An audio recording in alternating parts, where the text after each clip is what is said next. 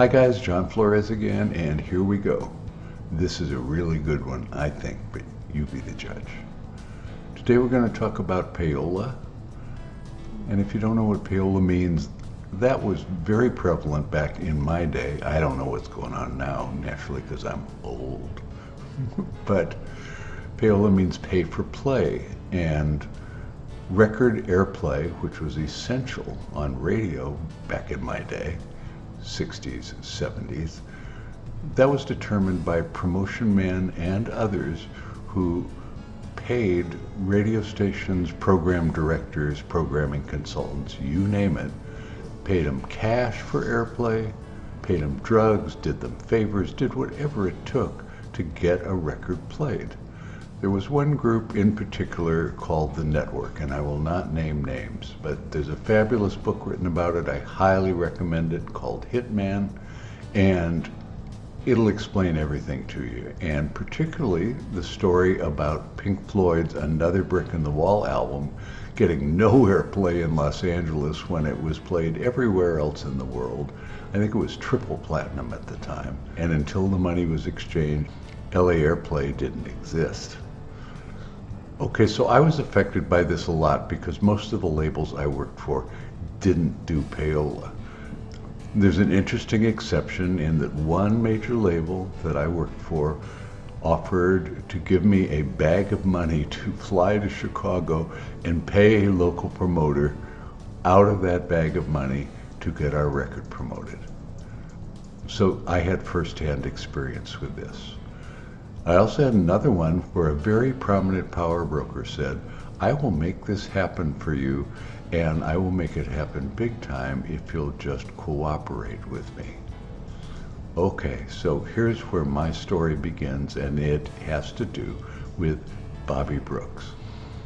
Bobby Brooks and I have been together for 40 plus years. He's a very talented singer-songwriter out of Huntsville, Alabama, and I love him, both as a friend and as an artist. Let me do a little disclaimer about Bobby for you. Bobby's old school country, like Merle Haggard. So if you don't know who Merle Haggard is, go to YouTube, listen to a couple of tracks, and see what you think. Merle Haggard's style is old style country drawl when you sing. This was very prominent in the old days, and then the pop country revolution took over, and it was looked down upon. So I don't want you to look down upon Bobby Brooks's work just because he's old style country. Okay, so I met him in 1980, just loved him from day one. It's like a friend you've known your entire life, and he was the only person at my wedding, this is my second and final wife, to Mary Mather. And Bobby was there in our guest room, staying with us until we moved to California, where he stayed in our guest room again, and began his record career with me at a small Los Angeles record label where I was president, Jamex Records. So we get to LA, and I'm ready to come out of the box with Bobby Brooks as our first artist, but the label hired my lifelong friend and former partner twice. He was the National Promotion Man of the Year. He was president of 20th Century Fox Records, all kinds of accolades. His name is Harvey Cooper, and he came to do record promotion for us at Jamex Records. Well, Harvey brought with him a master, that means a completed record, finalized record, ready for release, on Beverly Wright. Now, Beverly Wright had a country track, and her brother was Gary Wright, the famous recording artist who is best known for Dreamweaver. But Beverly Wright had a song called For the Sake of the Children, and it was a country production. Del Casher, who owned the studio that we recorded at and was a famous guitarist, banjoist, look him up, Del Casher, C-A-S-H-E-R, and he had produced the cut For the Sake of the Children on Beverly Wright. The story of the tune tells a woman who is staying in her marriage, a very unhappy marriage, just for the sake of the children. Okay, it was a very nice record, and Harvey said, let's go with that first, and then we'll do Bobby Brooks second. Okay, John, does that work for you? And I said, oh, hell yes. So that's what we did. We put that out, and it bombed. radio stations were very unhappy with us, saying that's not the Southern culture. Women stay in their marriages that are unhappy, and we don't want to call attention to it. So sorry, we're not going to play it. Just for the sake of the children, can't have a second try. I don't want to live my life that way. Might as well lay me down and die.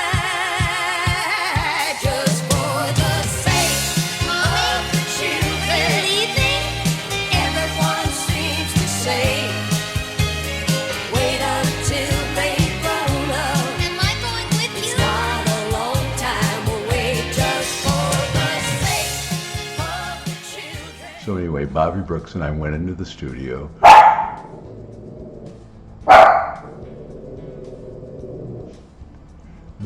This is what I deal with. House sitting. Sparkle winter mantle? No. Sometimes my power astounds me. Spark? No. Okay. Anyway, so we went into the studio and we cut a song called 57 Chevys that Bobby wrote. 57 Chevys and Mississippi levees. 57 Chevys and Mississippi levees. Do have Bobby socks and t-shirts and love by the light of the moon. We were parked out on the levee in that 57 Chevy. I loved the tune, I loved the production, I loved everything about it, and here was going to be, after For the Sake of the Children, our next release. But then Harvey Cooper, our head of promotion, said, let's look up this power broker friend of his, who is based in Los Angeles, and we at JamX had a meeting with him, and he said, look, I can help you, and I can help you big time, and in fact, I'll even set up, if you're willing to open an office, I'll set you up in Nashville, and you're going to be a player in country music. You're going to have some influence. But first, as a favor to me, I'd like you to buy another master, and I won't mention the name of the artist, and I will promote this, and it'll make mid-30s on the country charts. After you've made mid-30s on the country charts, people will know who JamX Records is, and then we'll go with Bobby Brooks, 57 Chevys, and set up the Nashville offices, and you will be in business. So we bought this master. It went to mid-30s on the country charts and sold, as far as I know, 0 copies. That's Payola at work. You didn't have to sell anything. You got the radio airplay, and then those same promotion people influenced the chart people at Billboard, Cashbox, and the other trades.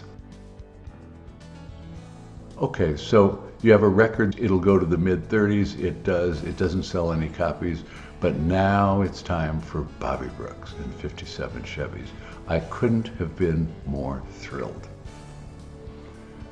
However, the chairman of the board of our label, JamX Records, decided we're done.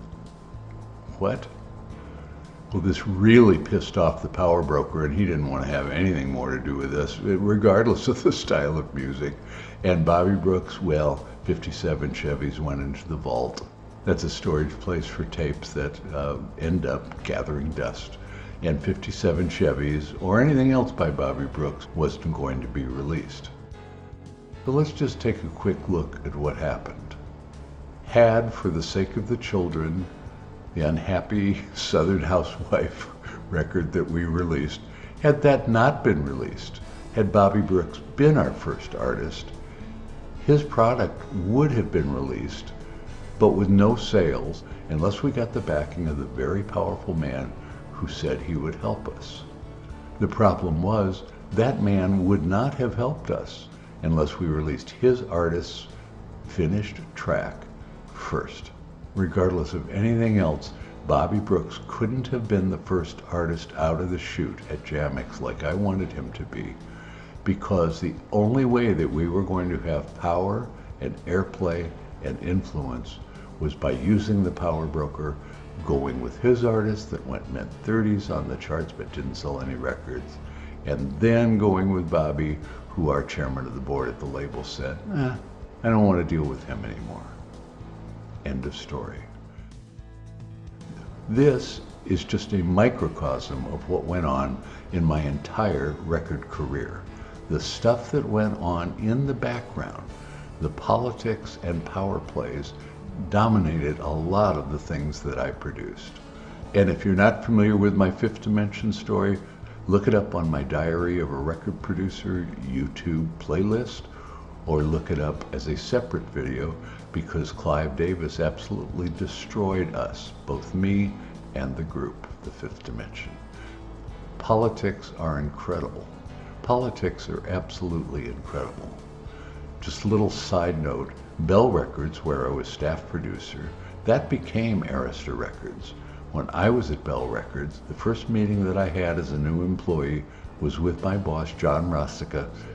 But John Rossica called me into the office and said, John Florez, we have no payola budget for you here, so you're certainly not going to do the black artists that we have. That arena was heavily payola, and you're just going to have to make do with no money behind you, with anything you produce. That's why I was there for a couple of years with a high royalty rate and a great salary and no hits. Politics, payola or lack thereof, rampant at the time. And as we turn back to the group, the network that was the most powerful, influential promotion people in the nation, none of them went to jail. None of the other high-powered players went to jail for payola. But a couple of very small underlings may have gone to trial. That's my memory. You'll have to look that up and see what happened. Okay, remember to look at the book Hitman, and I think you'll enjoy it. Some people say, John, why didn't you have a more successful record career than what you had? Well, first, it wasn't in the cards. Spiritually speaking, I believe I was led out of the business. I was led into the business, I think, to try to spread a little light and honesty and genuineness and joy and love. And I was led out to go do the same thing elsewhere because it wasn't working very well in the music business with what went on behind the scenes. Payola, politics, oh my. Okay, I hope you enjoyed this segment. You guys take care. And as always, thanks for watching. You take care. Bye-bye.